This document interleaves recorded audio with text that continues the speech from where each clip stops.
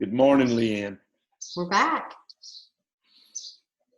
So Gary, we were talking about the SBA meeting that I participated in on Thursday. And they used two terms in that meeting when they were talking about your certification that we haven't heard a lot of usage of these terms before. We're just hearing economic uncertainty.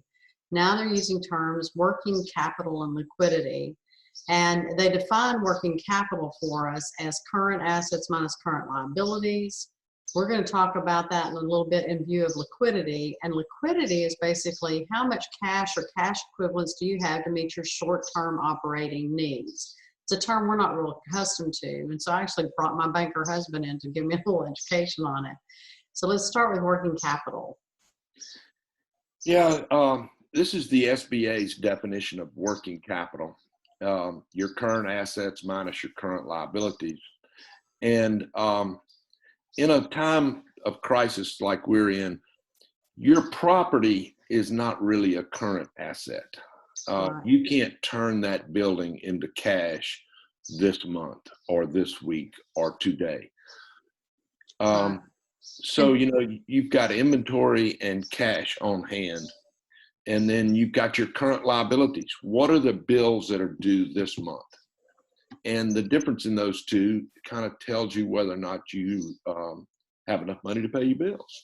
Right. And so then the liquidity plays into it. How liquid are those? And I think that's really what you were saying. The property is not liquid. And in fact, if you're one of our QuickBooks clients, we're telling you all the time, there's a vast difference between current assets and fixed assets. Right. So we're really going to talk about current assets versus fixed assets when it comes to liquidity. And the term there even talks about cash and cash equivalents. And so we're going to focus on this, and we want you to write a little summary, which means you have to dig into your QuickBooks reports, specifically your balance sheet. And we would just say, look at the end of the term prior to this. So we're saying at the end of February 2020, what cash and cash equivalents did you have? What was your goal? If most business owners have a minimum, they need to keep in that. And a minimum you're going to need to reopen. And then what your obligations are, because we're talking about cash and cash equivalents to cover your short-term operating needs. So how liquid are those assets, Gary?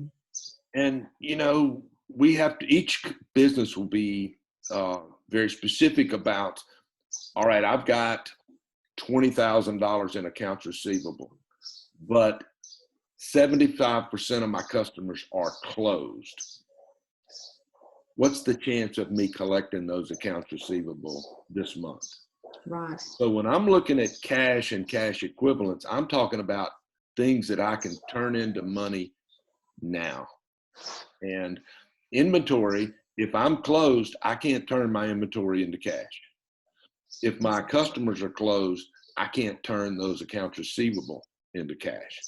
So depending on your business, the only liquid asset you may have is cash in your checking account.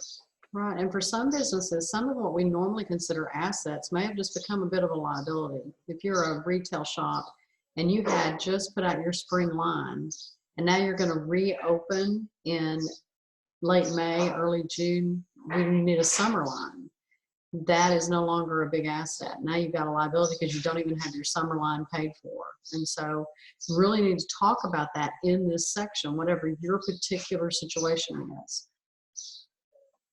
And then the next concern is just how liquid are those assets, like we were talking about. If I've got inventory and it's a spring line and I'm opening when I should be having a summer line, that is not a liquid asset. If I happen to be selling drilling bits to oil companies and I have a warehouse full of drilling bits and there are no oil companies drilling, I'm not turning that into cash. Right. So the final part of it is how detrimental will it be to use that liquidity? And our question is, what would you have if you didn't have COVID impact? If the world had not shifted in February, what situation would you be in now? And if you have to use your liquid assets to get you through this 8-week period or 12-week period, depending on when you really start seeing impact and how long it goes, how detrimental will it be? And I think you have to think in this point, you have to think, when will I reach a new normal, and what will that look like, and what will I need? Because if you consume your liquid assets to get you through this period, you won't be there to reopen. And that was the intent, we believe, of the PPP loan, was to keep you from being in a detrimental position after this 8-week period. Right. So we need to document those things and have that number of how much cash or cash equivalent we needed to have to reopen our businesses in June, July, whenever we're allowed to open. And that is going to be our reason that we had to have our PPP loan.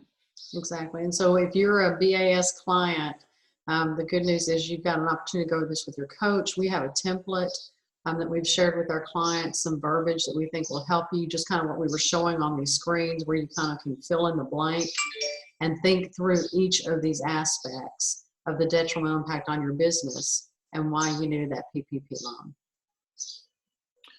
Thank you, Leann. Thanks, Gary.